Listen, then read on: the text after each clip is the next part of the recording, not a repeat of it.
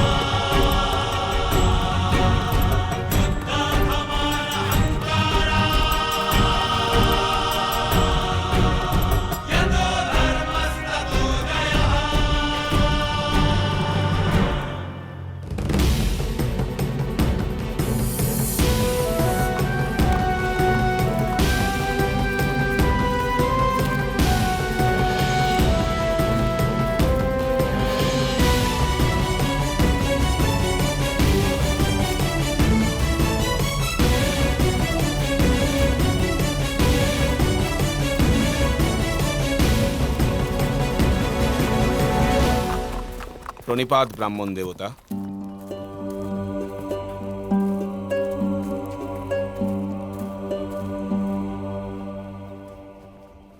আমি ভিক্ষুক, এমন কিছু বস্তু পাওয়ার জন্য পরিব্রাজন করছি যা মৃত আবার অমৃত, যার জীবন আছে আবার জড় বস্তু, যা দৃশ্যমান আবার অদৃশ্য, যা কোমল আবার শক্তিমান, যা শরীর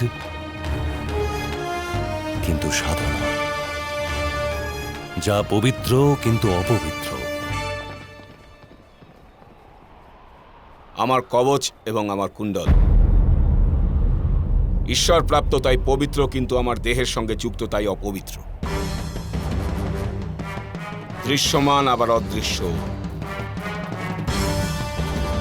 যতক্ষণ আমার দেহের সঙ্গে যুক্ত অমৃত সম, কিন্তু যখন আমার দেহ থেকে বিচ্ছিন্ন হবে তখন আমার মৃত্যুর কারণ হবে।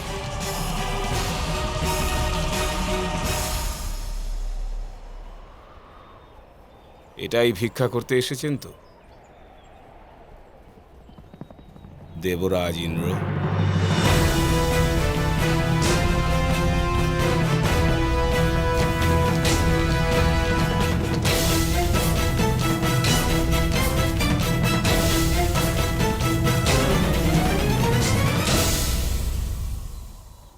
অবশ্যই তোমার পিতা তোমাকে বলে দিয়েছেন বৎস।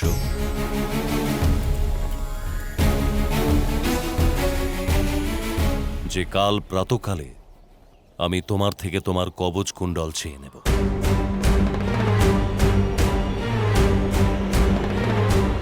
আপনার পুত্রের কি সামর্থ্য নেই আমাকে প্রতিহত করার? সে কি ভয়ভীত আমার কবচ কুণ্ডল দ্বারা? পুত্রের রক্ষার উপায় অন্বেষণ করা পিতার অধিকার। এর সাথে আমার পুত্রের ভয়ের কোনো সম্পর্ক নেই। হ্যাঁ, তবে এক পিতার হৃদয়ে আশ্বস্ত হওয়ার সম্পর্ক অবশ্যই আছে। দেবতা হয়ে আপনি এরূপ পক্ষপাত কি রূপে করতে পারেন দেবরাজ? মানুষের শত্রুতা কেবল মৃত্যু পর্যন্ত সীমিত। অমরাপুরের অমর দেবতা যদি মৃত্যু নিয়ে পক্ষপাতিত্ব করে তবে এটা শোভনদায়ক হয় না দেবরাজ। সমুদ্রের ঢেউও একে অপরের প্রতি স্পর্ধা দেখায়, কিন্তু সমুদ্র কোনো একটা ঢেউয়ের পক্ষ নেয় না।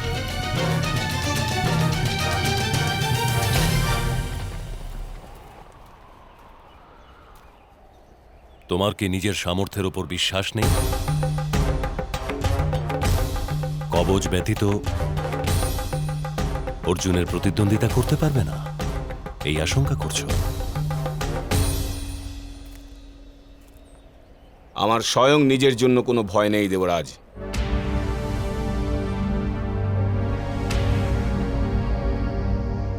আমার পূর্ণ বিশ্বাস আছে আমি অর্জুনকে অবশ্যই বধ করব। সমগ্র জগৎ এটা জেনে যাবে যে বাস্তবে প্রকৃত বীর কে। কিন্তু প্রশ্ন এখানে কেবল আমার বীরত্ব নিয়ে নয়,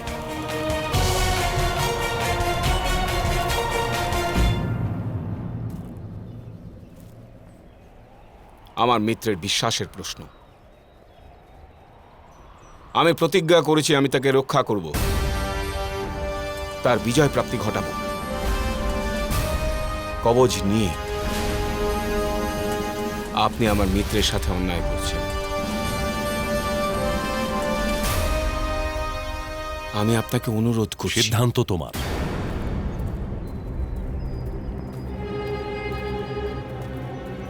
দান করার ইচ্ছা না থাকলে নিষেধ করে দাও।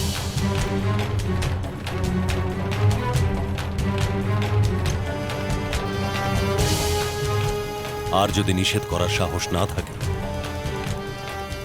তবে প্রাতঃকালে সরোবর তটে সূর্যকে অর্ঘ্য দান করতে এসো।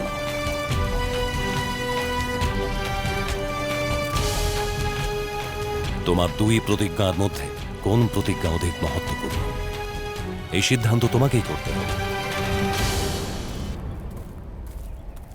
আমি প্রাতঃকালে দানের আশায় সরোবর তটে তোমার প্রতীক্ষা করব।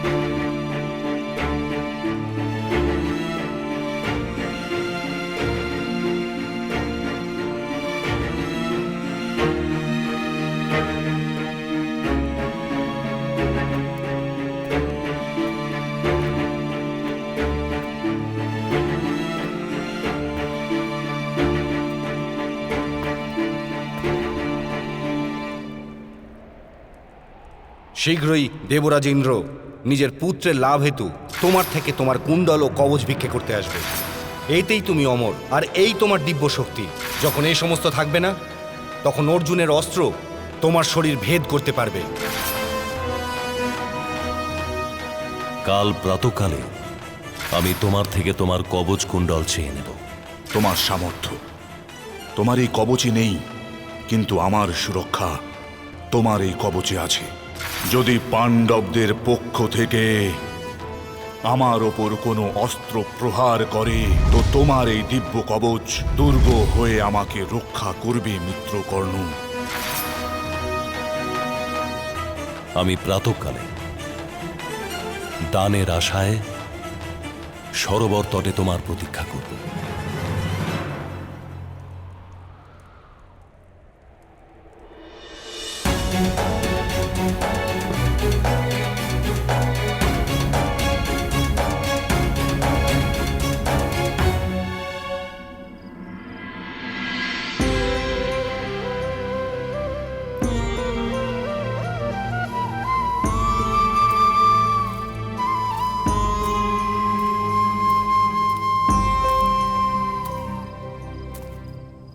সূর্যোদয়ের সময় হয়ে গেছে মাধব,